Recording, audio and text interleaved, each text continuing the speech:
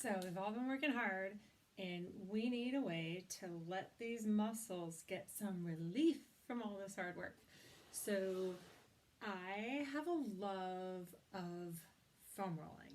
And actually beyond that, I have a love of self-myofascial release and massage. But over the years, you might think I have a little bit of a problem. I collect these things, right? This might have been my first one. I've got a short little blue one, a nice long log, trigger point roller. Actually got another one over there. One of these little rumble roller type things. I've got a bigger one somewhere.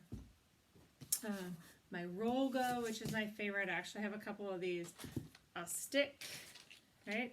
A little massage stick. I have a hypersphere. You could use a tennis ball, a lacrosse ball that doesn't vibrate, but something round. And actually, even depending on the materials, but a dumbbell can work pretty well for some things. So if you think of one of these small little coated dumbbells, you can actually use these for some things, not for everything, but for some things. So we're going to go through some foam rolling techniques, and there's lots of different ways to do it to address some of these big muscles that we've been working hard. So we're going to start off with the big daddy of them all, the glutes. I like to use the Rollga, but any foam roller will work, and we can also use, again, that stick or the ball, right? Maybe you have a tennis ball laying around, or even if you're glutton for punishment, even that dumbbell.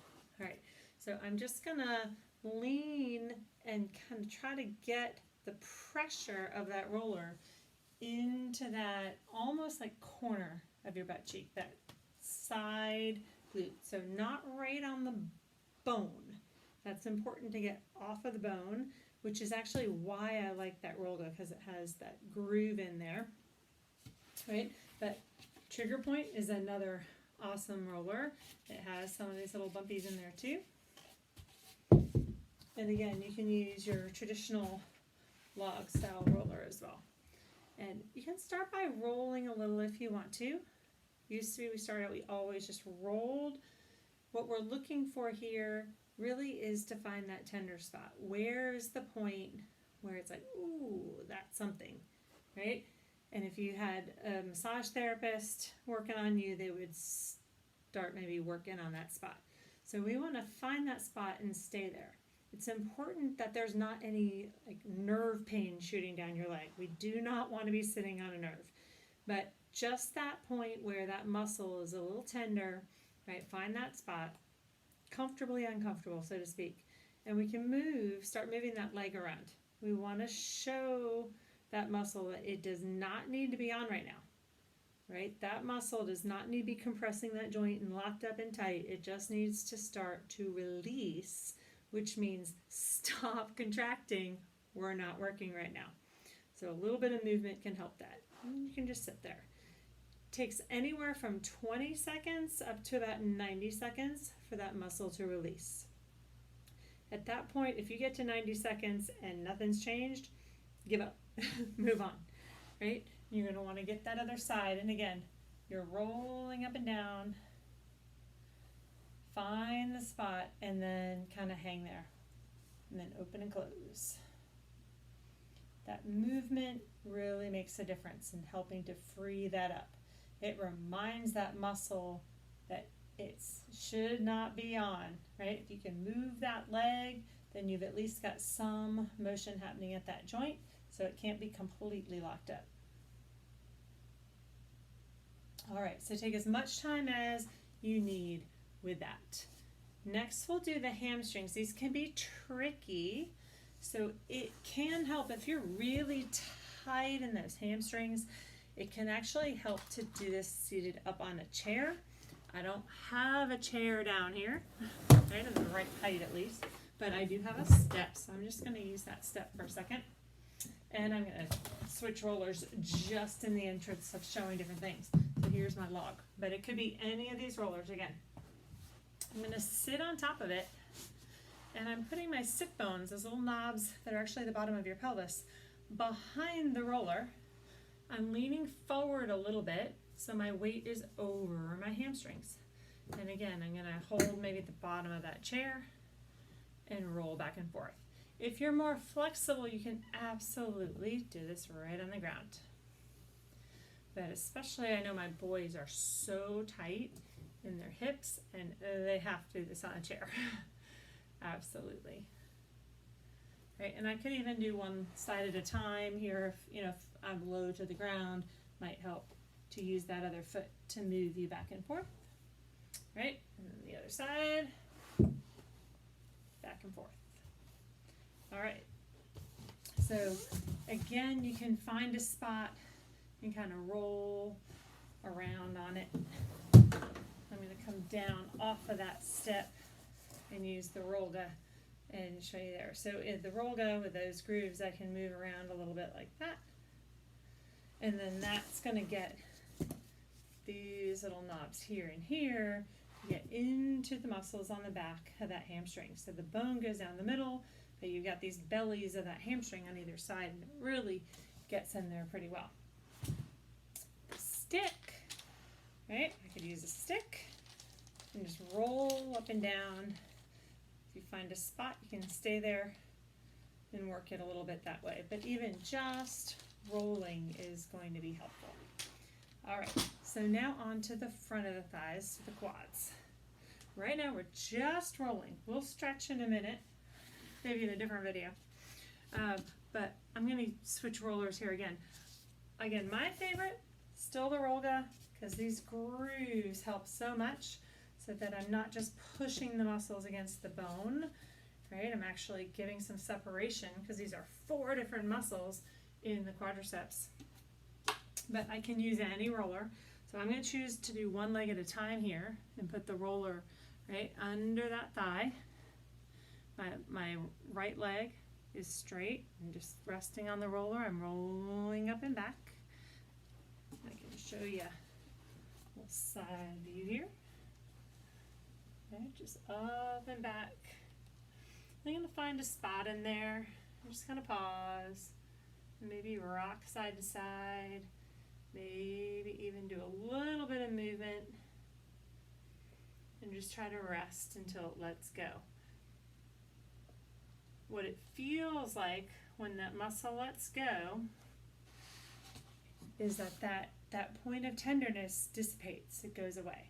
It might feel like a tire losing air. It might just be that you notice all of a sudden, oh, that doesn't hurt anymore, right? But again, if you get to 90 seconds and it's still, stop. It's not helping. You could do both legs at the same time, totally fine. Kind of turns it into a little bit of a plank. You know how much I like those, right? So those are some options to get those thighs. And again, with the stick, right? I can roll, and if I'm going to use the stick, I want to get the different parts of the quad, not just down the center. Really get all around there. This is a great tool also for getting those calves. And if anyone gets shin splints, right? Not all that uncommon in running and walking. Right here, we can roll, again, not on the bone, but right beside it on that tight muscle. It's going to hurt probably like the dickens. Roll on either side, wherever it's tight. That should feel a heck of a lot better. I wouldn't suggest so much a traditional roller. It's a little awkward. You can do it, right? The Rollga is easier. You can put your shin right in the groove there and just rock it back and forth. And that's going to be very similar to what you were doing with a stick there, and help big time if you get shin splints. That's a lifesaver. Okay, that's the legs.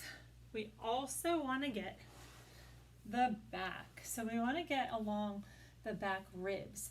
Right on either side of your spine, we've got these muscles, right? The erector spinae group. It's lots of muscles along the side of your spine. Lots of short muscles, some long muscles. We've got our lats back there. We've got all kinds of muscles to get tight. and her back. So again, I prefer the Rollga because of the grooves. It gives me a space for the spine, these bumps to go into those muscles a little bit deeper, but you can use any roller. I'll show you both. The key here, as I'm rolling, is once again, I'm trying to find spots. Now, notice I'm a little bit curled. That's intentional. I used to want to like lean back and roll like that, right? And that feels kind of good. Sometimes you get a little pop, pop, pop in the spine. But what I'm doing is actually tightening the muscles that I'm trying to release.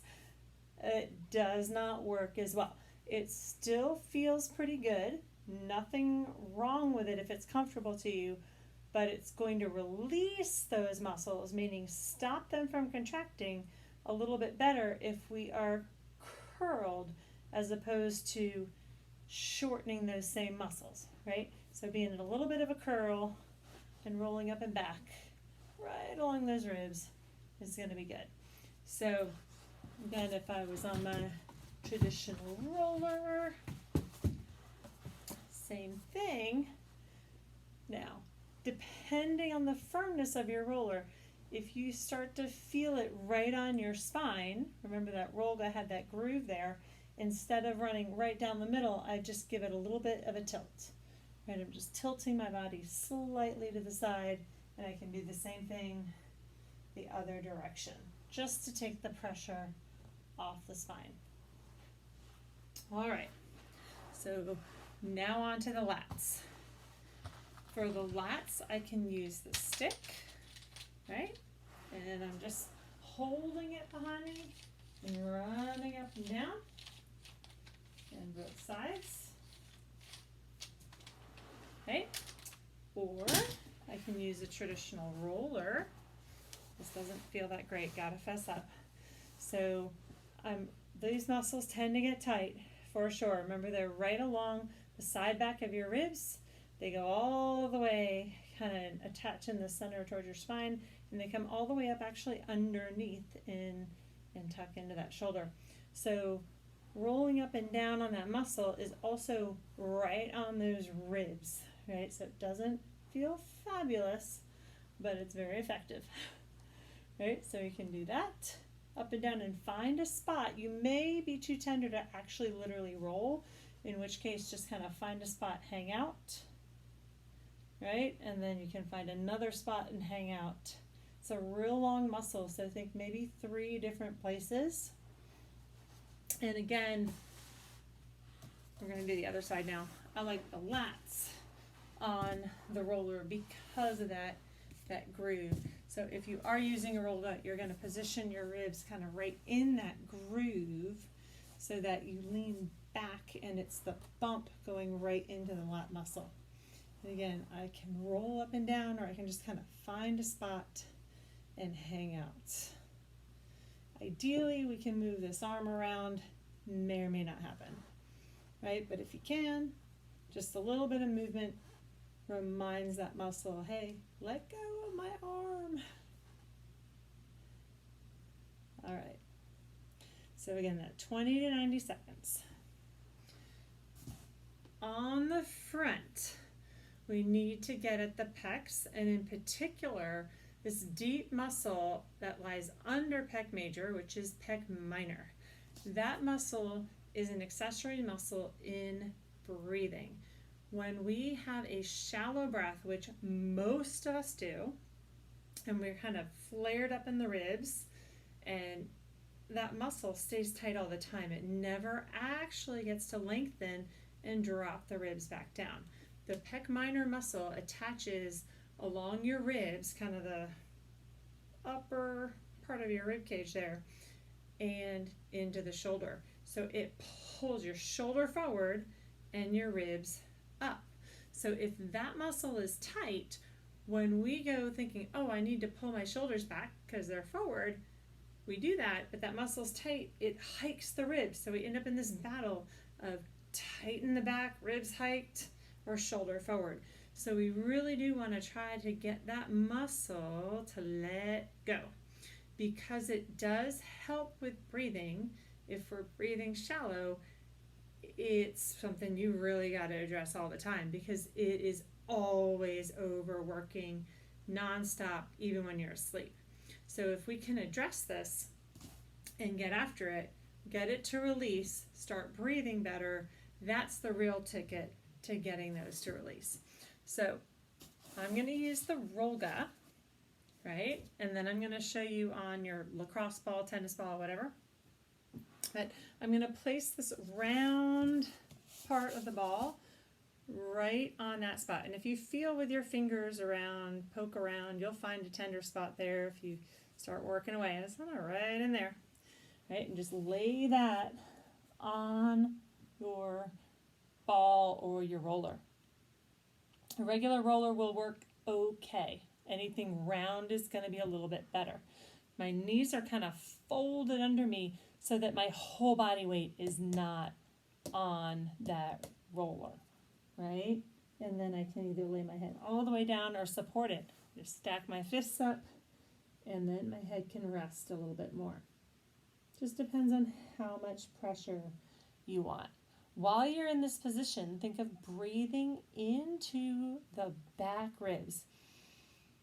Really expanding, and then as you exhale, try to visualize your ribs falling away from your shoulders. Breathe in and breathe out. And usually this one, you'll just start getting a little bit deeper into it, right? And then you may be lucky, maybe it's not so bad and it'll actually totally release for you. You can also roll a little bit back and forth to get those pecs, but the most important one in that region to get is that pec minor. All right, so if I'm using, this is a great one for the dumbbell, right? If I'm using that dumbbell, I'm going to kind of put that pressure point right on that pokey part of the dumbbell. I'm putting it right there, laying on it, and then it's that same thing, right? Just breathing into it. Now, if it feels like it's too low, you could set it up on top of something, a yoga block, a book even, a pillow, right? Just to get it up a little bit higher. A pillow is going to make it a little kinder, which can be a good thing too, right? So we're just laying right on that spot. And again, trying to breathe into the back ribs. Feel that expansion underneath the shoulder blades. And then exhale. Let it release. The key is to relax and breathe. You're trying to let things actually let go. Our instinct when we first get on that roller or dumbbell, right, is going to be to clench against it. Just like with any pain, we tend to clench.